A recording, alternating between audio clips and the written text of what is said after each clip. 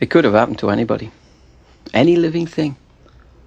Because this story happened in a time when every living thing dealt with each other on equal terms. Because every living thing knew that they all shared the same thoughts and feelings, the same faults and virtues, and they all behaved in very, very similar ways. This was before many human beings decided that it was beneath their dignity, a little insulting to their intelligence and very special talents, to share their powers equally on earth with little bugs and beetles, squirrels, bears and even turnips. This was before many human beings decided talking with nature wasn't much different than talking to a brick wall. In fact, many human beings decided they would prefer to talk to a brick wall. At least a brick wall wouldn't answer back. Of course, a brick wall could suddenly collapse, fall on top of you, break both your legs, which it would be highly unlikely for a squirrel or a turnip to do. But that would not be the fault of the brick wall. It'd be the fault of whoever built the brick wall. Unless there was an earthquake, but either way you couldn't blame the brick wall. And you certainly couldn't sue a brick wall for damages, because everybody knows brick walls don't have any money. Not that little bugs and beetles and squirrels and turnips and bears have any money either, but you can always shoot a squirrel. You can squash a bug, devour a turnip or trap a bear and lock him up behind bars and charge people money to come and look at him. And that'll teach him a lesson, show him where nature stands in relation to humanity. There's no point trying to shoot a brick wall, squash it, devour it. Not many people will pay money to see a brick wall being fed behind bars. There's no point trying to show a brick wall where it stands. It's obvious where it stands. It stands over there. That's where you put it. So anyway, times have changed.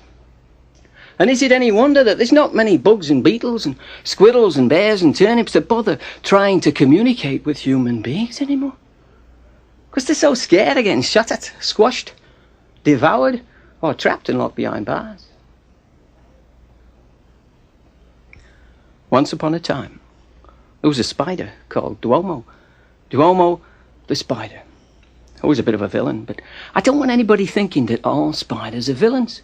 There are good spiders, there are bad spiders, just like there are good people and bad people, and the good people are not necessarily good all the time, the bad people are not necessarily bad all the time. We're not talking about devils or angels, we're not talking about supernature, we're talking about nature, not the supernatural. We're talking about real life as it's lived here on earth once upon a time, where somebody could be shooting a squirrel one minute and deciding not to squash a bug the next. And Duomo the spider lived in a country called Wabash, which sounds like a very violent country, Wabash, but in fact it was a very peaceful country. There were no Wabash cannonballs flying around, nobody Wabashing you on the head just because they didn't like the colour of your hair. And the king of Wabash was called Michael. King Michael, who was friendly enough for a king.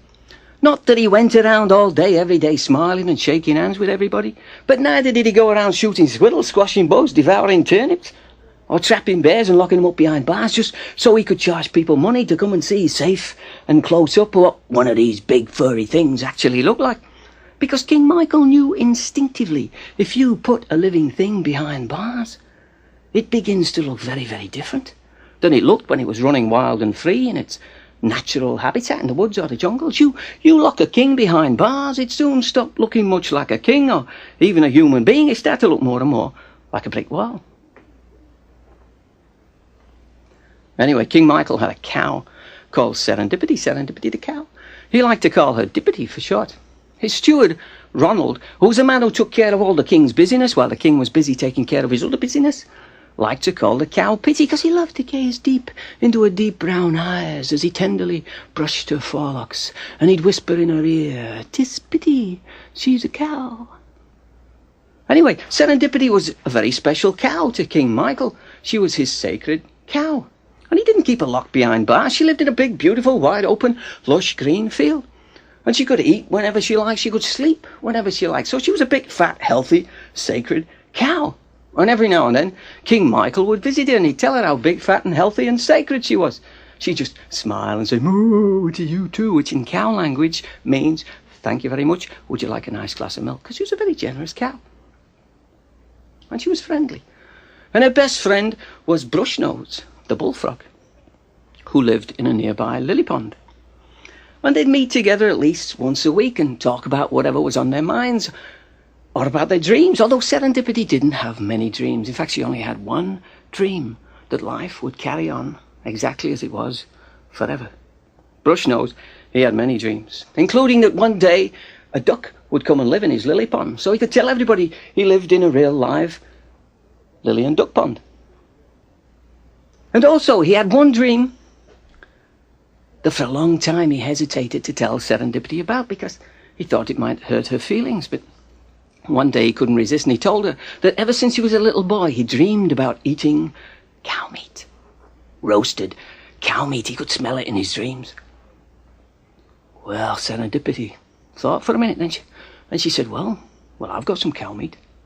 I've got plenty of cow meat. I've got more cow meat than I could possibly need. In fact, I was thinking of trying to lose some of my cow meat, but it's not easy living in a big, beautiful, wide open, lush, green field and being able to eat whenever you like and sleep when you like. You'd be doing me a favour and I'd be giving you a gift. So the next day, Brush-Nose turns up with his little knife and his little shopping bag, and after promising not to touch the tender, fatty parts surrounding and protecting Serendipity's heart, for obvious reasons, she opens up a big mouth, he hops onto her tongue, and she swallows him down into her belly. And Brush-Nose knows that his dream has come true. He's totally surrounded by cow meat. But he's a good friend. He just chops off enough for his dinner, fills his shopping bag, then he taps her on the lower intestine, she spits him out onto the grass, and that night he feasts to his heart's content on roasted cow meat. And they decide to do this once a week as a weekly treat, because by the end of the week, Serendipity has no problem regaining her lost meat. So every Wednesday, Brush-Nose turns up with his little knife and his little shopping bag, and even if Serendipity's taking her afternoon nap, he just quietly tiptoes up, taps her gently on the forelock, and he whispers in her ear, "Friend Serendipity, this is friend Brush-Nose. I've come for my weekly treat." And without opening her eyes, she gives a big yawn, he hops onto her tongue, she swallows him down into her belly, and he chops off enough meat for his dinner that night. And this goes on for many, many, many weeks, till one night, while Brush-Nose is feasting to his heart's content, Duomo the spider comes crawling past, on his way home from a tough day web spinning at the office. And he's not having much luck lately catching flies. The only flies he can catch are these old, mangy, meatless blueballs, which you don't even need a web to catch. They just keep dropping like flies. So he's feeling very, very forlorn and despondent. And then he smells this roasted cow meat. But by the time he finds Brush-Nose, Brush-Nose is already tucking down the last piece of meat and he's licking off the grease from his lily pad plate. But Duomo looks so forlorn and despondent. He promises to speak with his friend Serendipity, who's got more meat than she could possibly need, and he's sure if he promises not to touch the tender, fatty parts surrounding and protecting his friend's heart, for obvious reasons, he can join him next Wednesday. So next Wednesday, Brush-Nose and Duomo turn up with their little knives and their little shopping bags. And Serendipity is taking her afternoon nap, but they just tiptoe quietly up, and Brush-Nose taps her gently on her forelock, and he whispers in her ear, "Friend Serendipity, it's friend Brush-Nose with friend Duomo. We've come for a weekly treat."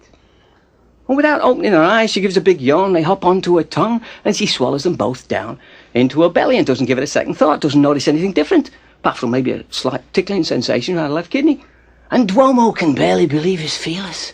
He never dreamed or imagined there could be so much meat all stored up in one place. There's enough food here to feed himself and his family and all his neighbours for the rest of their lives. They both fill their shopping bags, but when Brush-Nose isn't looking, Duomo can't resist slicing off a few extra chunks and stuffing them in his pockets.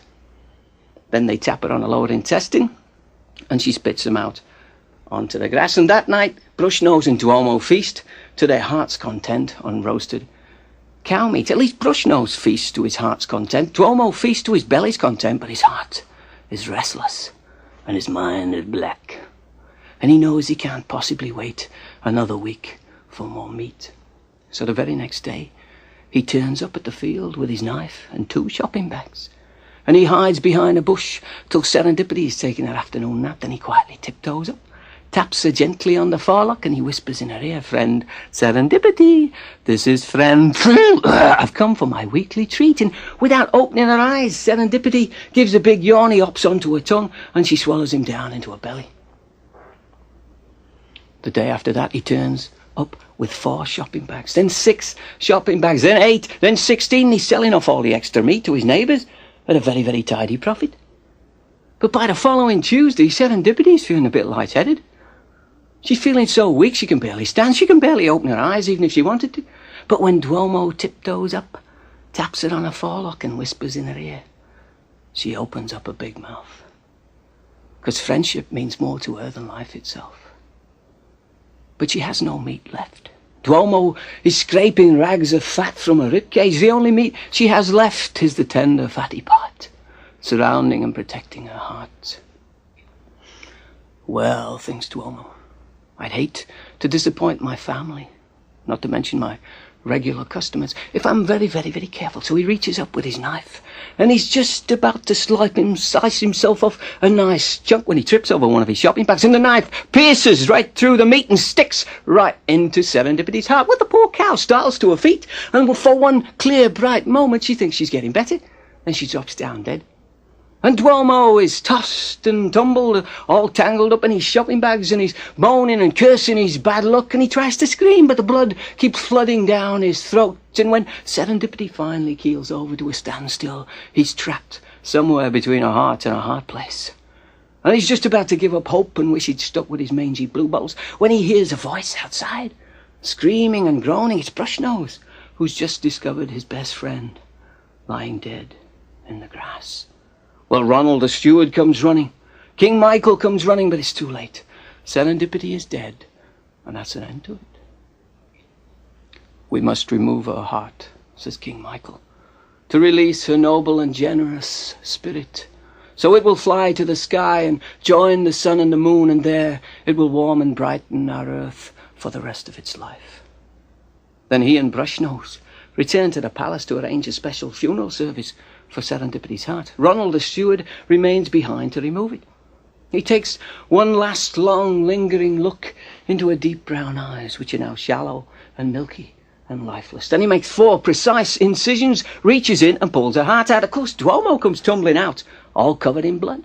But Ronald doesn't see him, and Duomo's very, very quick on his feelers, starts screaming out, "Look what you've done, eh? Look what you've done." I'm quietly walking along, minding my own business. I wonder what the king will say when he hears how his loyal subjects are being treated. Well, I'm very, very sorry, said Ronald. I didn't see it, but I'd rather you didn't bother the king at the moment. He's very upset. His sacred cow just died. Is there anything I can give you or do for you to make you feel any better? I'd offer you some cow meat, but she's got no cow meat left. That's why she's dead. Would you like some nice hooves to put in your stew, or some horns? You could grind them up as bone meal for your breakfast. Well, I'm not a vindictive spider, said Duomo. I hate to bear a grudge. And I do have a family to feed. Okay, I'll take the horns. Just leave them on the head, that'll keep them fresh. So Ronald the steward gives Duomo the spider Serendipity the cow's head. And the next day, Duomo takes Serendipity's head with a big piece of rope on the road to market, till he comes across a patch of swampland, marshland, sinking mud next to the road. He very, very carefully places Serendipity's head on its surface, ties the rope around it, and he sits on a big rock and he waits. Till a farmer comes walking along the road, leading his 2 cows to market. Then Duomo starts screaming, "Oh, help, please! Help! Help! The king's sacred cow is sinking!" Well, the farmer rushes up and he grabs the rope and he pulls as hard as he can, and of course Serendipity's head flies up in the air, bonks him on the nose, knocks him flat on his face. And Duomo is screaming, "Oh my royal goodness, the king's sacred cow! You've just pulled it off! What will I tell the king?" Well, the poor farmer doesn't know what to say. He's convinced he'll have to be punished, and he doesn't want to be punished. The only punishment he knows in Wabash is to be sent away from Wabash. And he doesn't want to be sent away from Wabash. He loves Wabash. He loves his little farm and his little family. So he's begging and pleading with Duomo to advise him what he must do. "Well, let me think a minute," says Duomo. "Perhaps if you offered your 2 cows to the king in exchange, the king would be appeased. I promised I'll put in a good word for you." "Whatever you say," says the farmer. So the farmer gives Duomo his 2 cows, and he runs home as fast as his clodhoppers will carry him, keeping all his toes and his fingers crossed that Duomo is an honourable spider and will keep his promise. And of course, Duomo does keep his promise. He tells the king, "Sire, this morning I saved this very, very handsome farmer from sinking in the mud, and in gratitude he gave me these 2 cows. I heard about the king's most recent sacred loss, so of course I wished to offer one of them to the king as a tribute." Well, King Michael is very, very touched. So he insists that Duomo must be rewarded further for his bravery and for his generosity. "Well," says Duomo, "I'm a simple spider. My needs are small, but I do now have a cow to feed and a family. So perhaps if the king gave me a big, beautiful, wide open, lush green field." So King Michael gives Duomo a big, beautiful, wide open, lush green field. And what with the money he's already made selling off Serendipity's meat, from the money he makes selling off the meat and the milk from his new cow, from the money he makes selling off the grazing rights on his big, beautiful, wide open, lush green field, not to mention his special relationship with the king, Duomo becomes a very, very rich and powerful presence in Wabash. And as for Brushnoth, well, he never does find out what happened to his best friend. But his dream has turned into a nightmare, and he vows never again to eat meat as long as he lives, because he's convinced it was all his fault.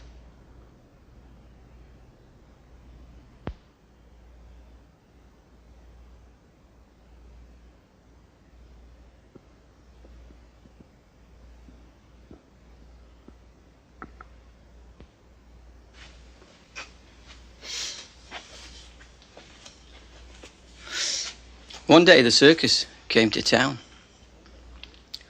But it wasn't a circus, really. It was just one man, a magician. And he only did one trick. He'd stand very, very still. And he'd look up at the nearest tree. And he'd say something under his breath when suddenly his eyeballs would fly out of his head and land in the tree. And then he'd say something else under his breath and his eyeballs would pop back into his head. Everybody gasped. Then they applauded. And then the man passed around a hat to see if he could get enough money to buy some dinner that night. But there was one man who was visiting from a nearby town, and he was absolutely amazed by this trick, and he knew he could never possibly be happy unless he knew how to do the trick. So he told the magician he would give him everything he owned if only he'd show him how to do the trick. "Well," said the magician, "it's not really a trick, it's magic. And the only secret is believing in it, not owning anything but the clothes you're standing up in, and never doing it more than 3 times in one day." "But what do you say under your breath?" asked the man. "It doesn't really matter," said the magician, "so long as it's the truth." Then he disappeared. And the man went back to his hometown, gave away everything he owned. Then he went outside and he stood very still and he looked up at the nearest tree, and under his breath he said, "That tree is taller than I am." And sure enough, his eyeballs flew out of his head and landed in the tree. Then under his breath he said, "I am smaller than that tree." And his eyeballs popped back into his head. But unknown to him, a woman had been watching from a nearby window, and she came rushing out with a few friends, and they were begging him to do this trick again. So he stood very still, looked up at the tree, and under his breath he said, "I'm enjoying myself." And his eyeballs flew out of his head, landed in the tree. "This is fun." And his eyeballs popped back into his head. But by now, a whole crowd had gathered round. The whole town was buzzing because they never had a local magician before. And they were all begging for him to do this trick again. So he stared up at that tree, and under his breath he said, "I am a real magician." And his eyeballs flew out of his head and landed in the tree. "This is not a trick." His eyeballs popped back into his head. But unknown to him, that woman who'd first seen him from the window, by now she called the local television station. And no sooner had his eyeballs popped back into his head for the 3rd time, then he realized there were hundreds of people all gathered around. And by now, a television crew had set up microphones, cameras, lighting equipment. And they were all screaming for him to do his trick again. But he remembered what the magician had told him, never to do it more than 3 times in one day. So he suggested that they all come back tomorrow, but they were furious. especially the television crew, who threatened to sue him for wasting their time. And some people in the crowd were now beginning to boo. And the poor man didn't know what to do. He stood there very still under that tree, and under his breath he said, well, I really do love my eyeballs. And his eyeballs flew out of his head and landed in the tree. So now he had no choice, so he stood very, very still. And he concentrated very, very hard. And he was just about to say under his breath, I know my eyeballs are going to come back into my head, when one of the television crew interrupted him and said, would you mind waiting for a minute while we get a close-up of these eyeballs in the tree? And in that split-second hesitation, a big black bird swooped down out of the sky, picked up the eyeballs, and disappeared behind the cloud. And everybody gasped. And somebody laughed. And somebody else laughed. Soon everybody was laughing, and they were applauding and saying, what an amazing trick. And one of the television crew slapped the man on the back, gave him his card and told him to be sure and watch the 6 o'clock news, because he would undoubtedly be one of the highlights. And then they packed up all their equipment and they went home, and the crowds went home. And our poor magician was left there standing alone, blindly staring up into that tree, waiting for his eyeballs to come back.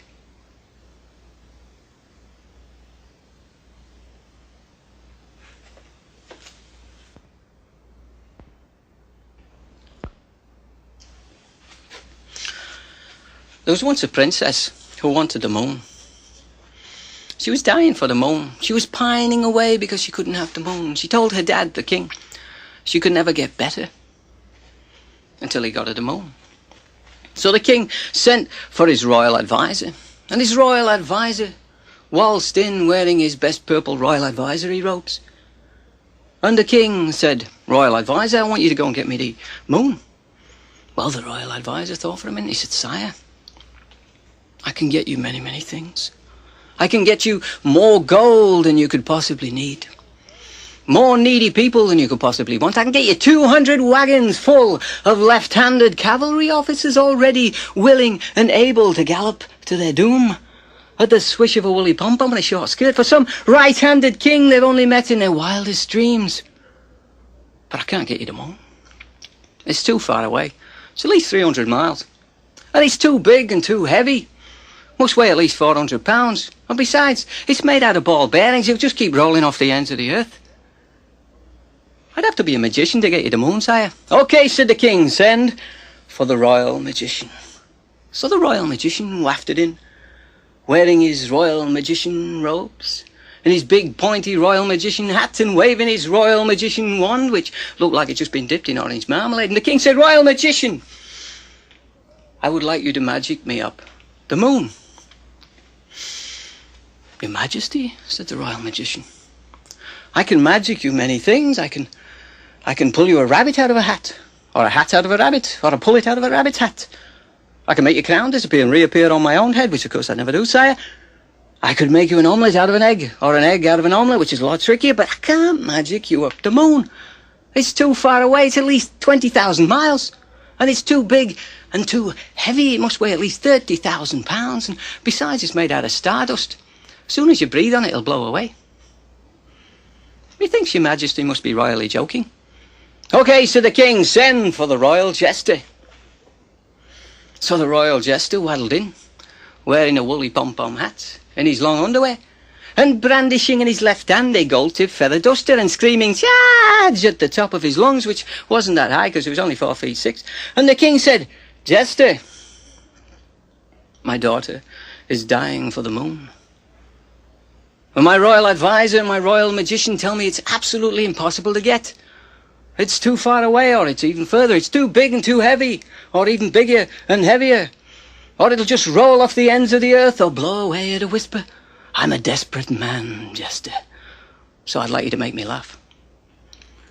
Well, the jester thought for a minute, which nearly made the king laugh, and then he said, Your Majesty, methinketh your royal advisor and your royal magician speaketh the truth, because the moon, like the truth, means many different things to many different people. So before you go building rocket ships, maybe we should go and ask the princess exactly what she thinks the moon is. So they go off to the royal bedchamber, where the poor princess is lying looking even paler than the moon and waning very, very, very rapidly. And the jester says, "Oh, princess, how far away is the moon?" And the princess says, "Well, it's no further away than that tree outside my window, because sometimes I can see it getting all tangled up in the branches." "And how big is the moon?" said the jester. "Well, it's no bigger than the tip of my nose, because sometimes when I peer out my window with my eyes half closed like this, and I tip my nose like this, the moon disappears altogether." "Good," said the jester. "Last question. What exactly is the moon made of?" "Why, silver, of course," said the princess. "Any fool knows that, fool." "Of course," said the fool. "Silly me." "Right, you try and get some sleep, because we may have a big surprise for you later. But no bigger than the tip of her nose," he whispered to the king as they tiptoed out of the royal bedchamber. And then they ran as fast as a month of Fridays all the way to the crown jeweller's, and the king ordered the crown jeweller to make a little silver medallion no bigger than the tip of the princess's nose. So he did. And that same day, the king presented his daughter with the moon. And she was so excited, the blood instantly blushed back into her cheeks. She jumped out of bed, and before you could say Willie's wearing Wally's woolly waffle iron, she was out in the courtyard, playing pinch sticks and kick the goblet with the chambermaid's daughter. And the king was the happiest man in his own kingdom. And he was just about to present the jester with a new gold-tipped feather duster when he noticed it was getting dark, and already in the sky he could see a faint outline of the moon. "Oh, my royal goodness," he wailed. "The princess will see it, and she'll know she's been tricked. We must hide the moon quickly. Send for the royal advisor." So the royal advisor is frantically flicking through his royal advisory manual. "Dark glasses," he says. "The princess must wear dark glasses, then she won't know if it's the moon or the sun. I'm not having my daughter parading around in dark glasses for the rest of her life. I'm trying to hide the moon, not my daughter," said the king. "Send for the royal magician." "Fireworks," said the royal magician. "I will conjure up a magnificent display of fireworks. The princess will never see the moon with all these sparks flying, and the noise will deafen us all," said the king. "I'm not listening to fireworks every night for the rest of my life. You must be joking." "Did somebody send for me?" said the royal jester, who was determined not to leave without his new gold-tipped feather duster.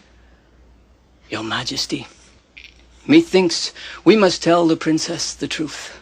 We're baffled, bewildered, bemused, benighted, befuddled, utterly pom-pommed. How on earth could the moon be still in the sky, yet obviously hanging around her neck? And I'll bet you my life to a new feather duster she'll have a good answer for it." So in a very, very clever display of stupidity, the jester went to the princess and said, "Oh, princess, we're baffled, bemused, befuddled, benighted, bewildered, utterly pom-pommed. How on earth could the moon be still in the sky and yet obviously hanging around your neck?" And the princess smiled. And without hesitation, she said, "Oh, fool, any fool knows, fool, when a flower is plucked, another flower grows back in its place. When somebody dies, another somebody is born in their place. When a question is answered, another question immediately pops up in its place. And when a wise person behaves foolishly, then wisdom is truly at work, and vice versa. There is nothing we can't make something out of." And the princess winked at the jester, and the jester winked at the king, and the king winked at the silver medallion, and the silver medallion winked at the moon, and the moon winked down on the whole world, and so on and so on.